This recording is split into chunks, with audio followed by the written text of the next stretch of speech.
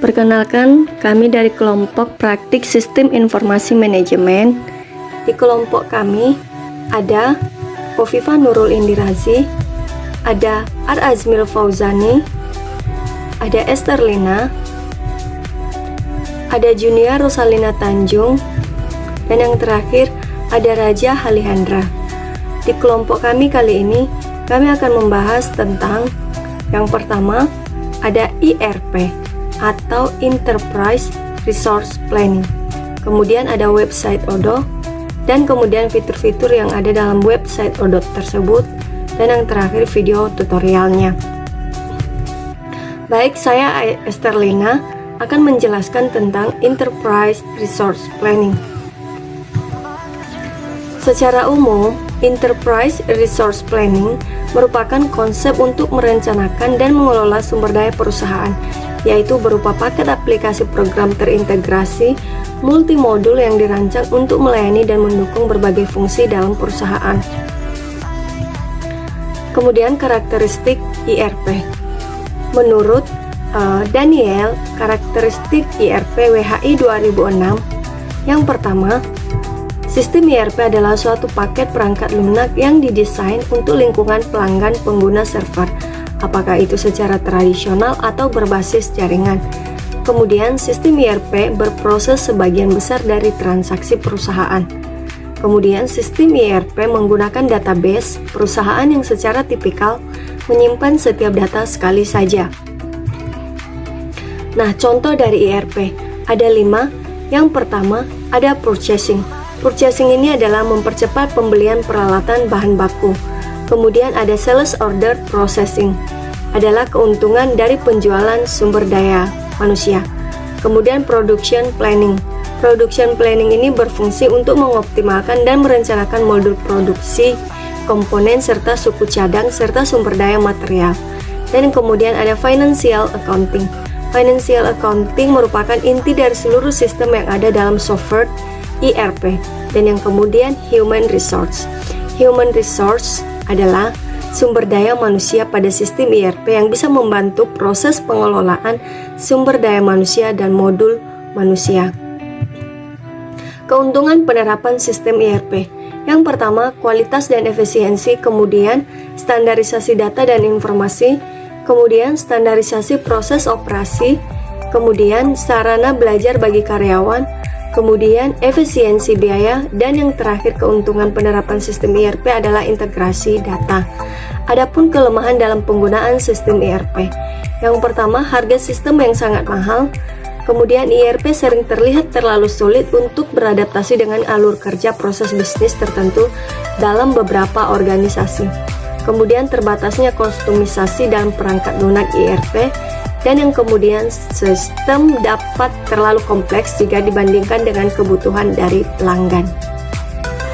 Nama saya Junia Rosalina Tanjung. Di sini saya akan menjelaskan apa itu Odoo dan fitur-fitur pada aplikasi Odoo. Apa itu Odoo?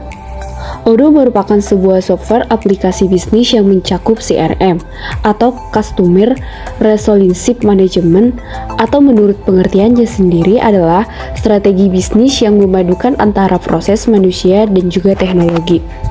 Untuk pengertian lebih singkatnya, Odoo merupakan sebuah sistem atau software manajemen open source yang sangat mudah digunakan dan diintegrasi.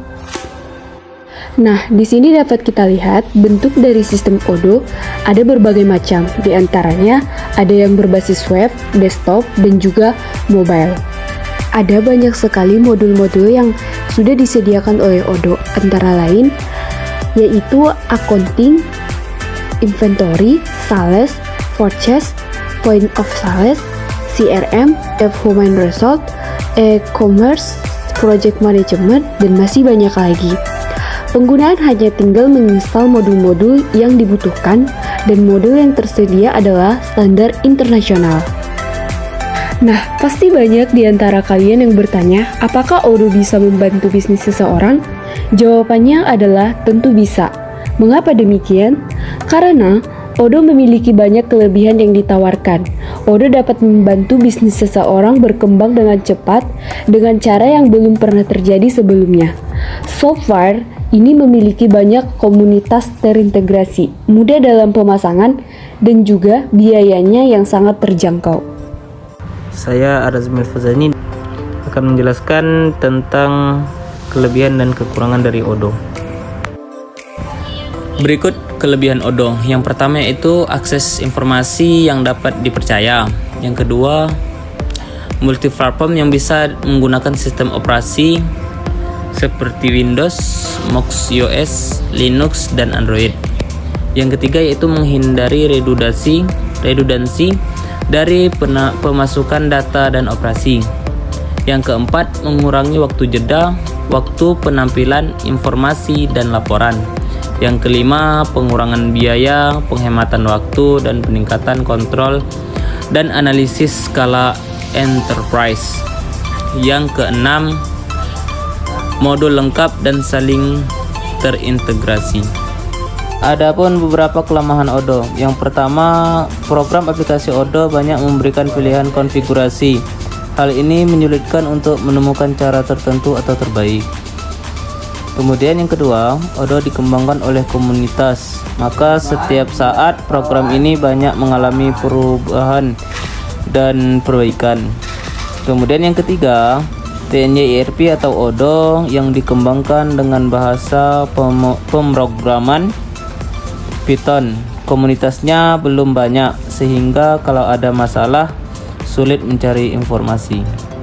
Nama aku Viva, menjelaskan dan memberitahukan bagaimana cara membuat sebuah blog di Odoo. Pertama, masuk ke Google Chrome, lalu mengetikkan Odoo. Setelah itu akan tampilan seperti ini. Kalian bisa memilih sign di pojok kanan atas. Lalu jika kalian sudah punya akun, kalian tinggal pilih sign aja. Atau yang belum punya akun, kalian bisa pencet don't have account. Kalian bisa masukkan your email, nama kamu dan password kamu, lalu sign up. Karena di sini aku sudah punya akunnya, jadi aku akan langsung saja masuk ya. Nah, setelah masuk tampilannya akan seperti ini. Lalu kalian bisa memilih create atau membuat ya. Kemudian kalian pilih blog, kemudian continue. Nah, di sini kalian bisa membuat first and last name kalian apa, lalu email kalian apa, website kalian apa. Karena aku websitenya akan membuat food lovers. Lalu nomor handphone kalian apa. Di sini kalian bisa memasukkan nomor HP kalian mau bener apa enggak. Kalian bisa langsung start saja ya. Kalau sudah lengkap, kalian langsung memilih. Start now. Nah, welcome to Odoo. Nah, di sini kalian bisa skip aja langsung ya. Oke, kita masuk ke temanya ya. Tema untuk membuat blognya. Di sini ada beberapa ya blog tema yang bagus, yang cocok untuk kalian buat untuk blog ya. Blog sesuai dengan usaha kalian. Tema yang akan kupilih adalah ini.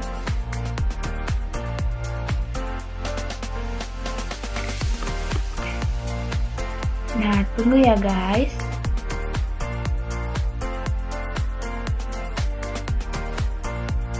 Nah, tampilannya akan seperti ini ya. Lalu kalian bisa memilih tag image, lalu kalian seret ke sini. Nah, akan seperti ini tampilannya.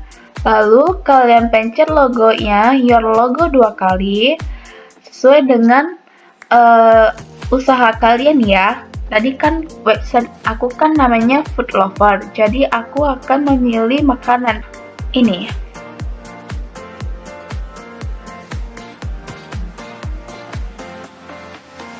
Nah, karena ini belum keluar ya logonya ya, kalian bisa buat klik 2 kali lagi, lalu kalian pencet ini lagi, gambaran sudah ada.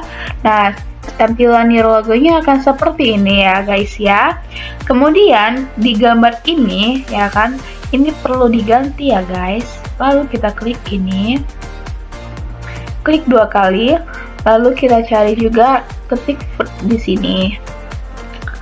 Nah, di sini gambarnya terserah kalian ya, sesuai nama websitenya ya. Kalau misalnya kalian websitenya Anime Lovers, kalian bisa pilih Anime Lovers, gambar-gambar anime di sini. Aku kan pilihnya Food Lovers tadi nih websitenya. Nah, aku akan milih yang food aja. Jadi foodnya ini adalah tentang ini.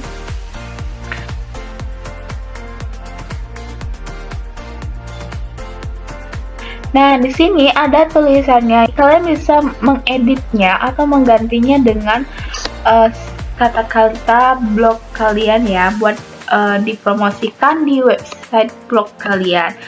Nah, kalau aku akan bikin, halo guys. Nah, di sini juga aku akan mengeditnya seperti ini. Karena aku orang Indo, kita akan memakai bahasa Indo ya. Nah, oke guys, tampilannya akan menjadi seperti ini ya setelah diedit-edit dengan kreasi kalian masing-masing ya. Nama saya Raja Misra Aliandra. Di sini saya akan melakukan merekrutkan data karyawan. Oke, langsung saja kita tekan karyawannya. Kita lanjutkan. Di sini lakukan pendaftaran terlebih dahulu. Masukkan nama kalian.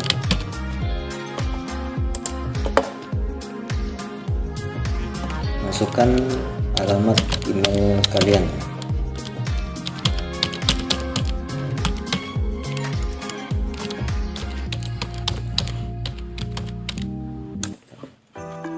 Nah, nama perusahaannya itu apa, yang nama perusahaan kalian masukkan saja di sini.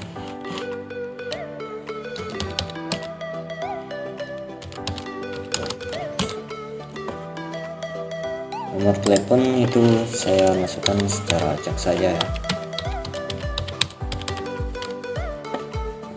Negaranya Indonesia.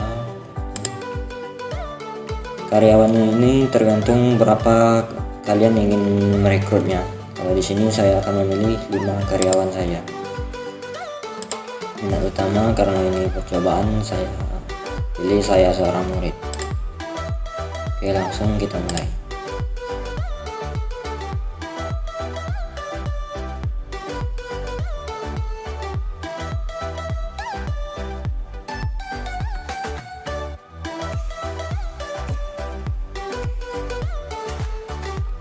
Nah, seperti ini. Langsung saja kita tekan karyawan ya, atau employees. Nah, di sini kan belum ada karyawannya. Di sini kita akan buat dulu karyawannya. Sebentar, saya akan translatekan ke bahasa Indonesia.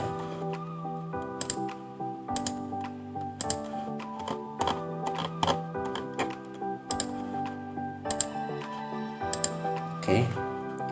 Nah, di sini kita tekan membuat.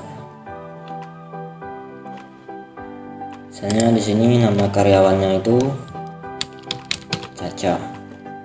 Sisi pekerjaannya itu sebagai kasir.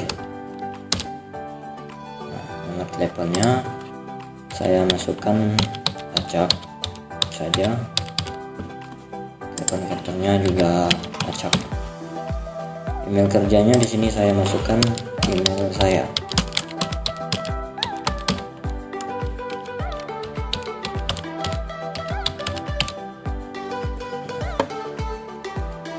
Untuk tempat kerjanya itu saya masukkan tekan baru.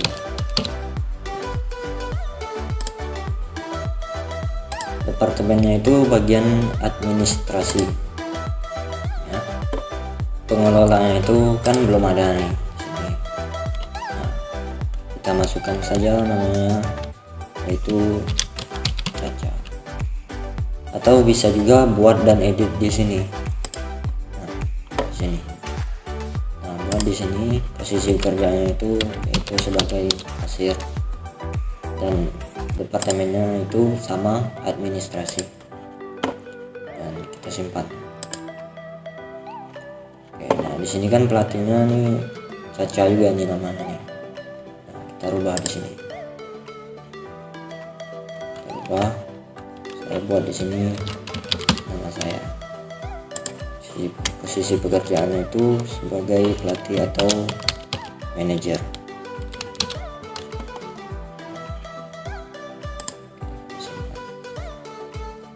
Nah, kurang lebih seperti ini. Dan langsung saja kita klik untuk menyimpannya. Nah, sudah jadi kan seperti ini. Dan jika ingin menambahkan foto di sini bisa ditambahkan. Kalau tidak mau ya juga tidak apa-apa. Dan jika ada terjadi kesalahan, kalian bisa klik saja sunting di sini untuk merubah nama atau posisi kerja yang salah. Oke, sekian. Terima kasih.